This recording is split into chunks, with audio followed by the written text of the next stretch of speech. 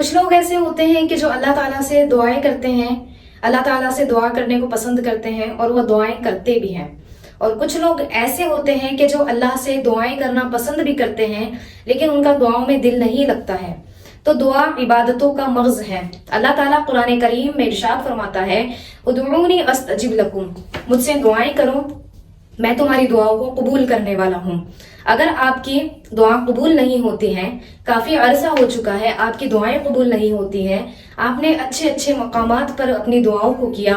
آپ نے مکۃ المکرمہ میں بھی دعائیں کی، آپ نے مدینہ المنورہ میں بھی دعائیں کی، پھر بھی آپ کی دعائیں قبول نہیں ہوئی ہیں، تو آپ اپنے آپ پر غور کریں۔ آپ جو کھاتے ہیں کیا وہ حرام ہے یا حلال؟ آپ جو پہنتے ہیں کیا وہ حرام ہے یا حلال؟ آپ جو کماتے ہیں کیا وہ حرام ہے یا حلال؟ آپ اپنے آپ پر غور کریں۔ اگر آپ چاہتے ہیں کہ اللہ تعالیٰ آپ کی تقدیر کو بدل دے تو دعا کے علاوہ ایسی کوئی چیز نہیں ہے جو آپ کی تقدیر کو بدل سکتی ہو۔ آپ اپنے لیے بعد میں پہلے امت مسلمہ کے لیے دعا کیا کریں، رسول پاک صلی اللہ علیہ وآلہ وسلم کی امت کے لیے پہلے دعا کیا کریں، پہلے دوسروں کے لیے دعائیں کیا کریں، اس کے بعد خود کے لیے دعا کیا کریں۔ حضور پاک صلی اللہ علیہ وآلہ وسلم نے ارشاد فرمایا،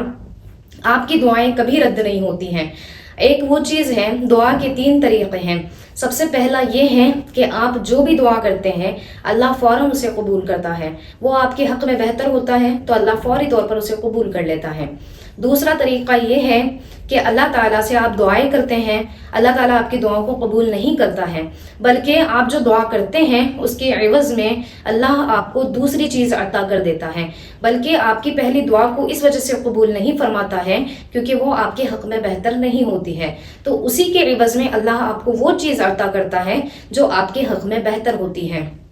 تیسرا طریقہ یہ ہے کہ آپ جو بھی دعا قبول کرتے ہیں اللہ تعالیٰ ان دعاؤں کو قبول نہیں کرتا کیونکہ وہ آپ کے حق میں بہتر نہیں ہوتی۔ آپ کے حق میں بہتر نہیں ہوتی اس کا مطلب یہ نہیں ہے کہ اللہ ان دعاؤں کو چھوڑ دیتا ہے، اللہ ان دعاؤں کو قبول نہیں فرماتا، اللہ پھر بھی آپ کی اس دعا کو قبول کرتا ہے، اور اللہ تعالیٰ آخرت کے لیے آپ کی ان دعاؤں کو سیو کر لیتا ہے۔ جب حساب و کتاب کا دن آتا ہے، یوم الجزا کا وقت آتا ہے، آخرت کا دن آتا ہے، تو اللہ تبارک و تعالیٰ آپ کی نیکیاں جب نامہ اعمال میں تولی جاتی ہیں اور آپ کی نیکیاں کم رہ جاتی ہیں تو اللہ تعالیٰ ان دعاؤں کو آپ کے نامہ اعمال میں داخل فرما دیتا ہے، جس سے آپ کے نامہ اعمال میں وزن ہو جاتا ہے اور اس کے عوض میں اللہ آپ کو جنت عطا کرتا ہے۔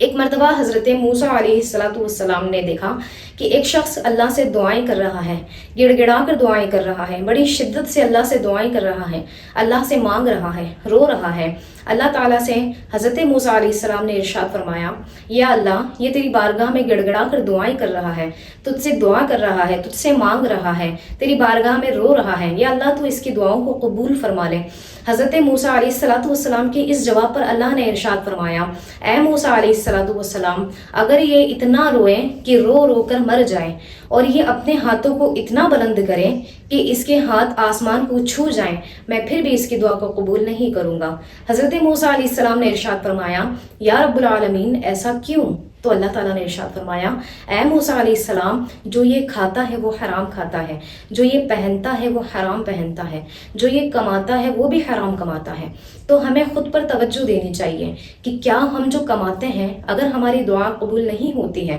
تو ہمیں توجہ دینی چاہیے کہ جو ہم کماتے ہیں کیا وہ حرام ہے یا حلال ہے، جو ہم کھاتے ہیں وہ حرام ہے یا حلال ہے، جو ہم پہنتے ہیں کیا وہ حرام ہے یا حلال ہے۔ جو بھی کوئی شخص حرام روزی کماتا ہے تو 40 دن تک اللہ اس کی کوئی بھی عبادت قبول نہیں کرتا، اللہ اس کے روزے بھی قبول نہیں کرتا، اللہ اس کی نمازیں بھی قبول نہیں کرتا، اللہ اس کی دعائیں بھی قبول نہیں کرتا۔ تو ہمیں خود پر توجہ دینی چاہیے اور ہمیں حرام سے بچنا چاہیے، حرام پہننے سے بھی بچنا چاہیے، حرام کھانے سے بھی بچنا چاہیے۔ ہمیں دوسروں کے لیے پہلے دعا کرنی چاہیے، امت مسلمہ کے لیے پہلے دعا کرنی چاہیے اور اپنے لیے بعد میں دعا کرنی چاہیے، اور ہمیں جو کچھ بھی مانگنا ہو ہمیں صرف اللہ رب العالمین سے دعا کرنی چاہیے، اس کے علاوہ ہمیں کبھی کسی تھرڈ پرسن سے دعا نہیں کرنی چاہیے۔ تو جزاک اللہ خیرا کثیرا۔ السلام علیکم ورحمۃ اللہ۔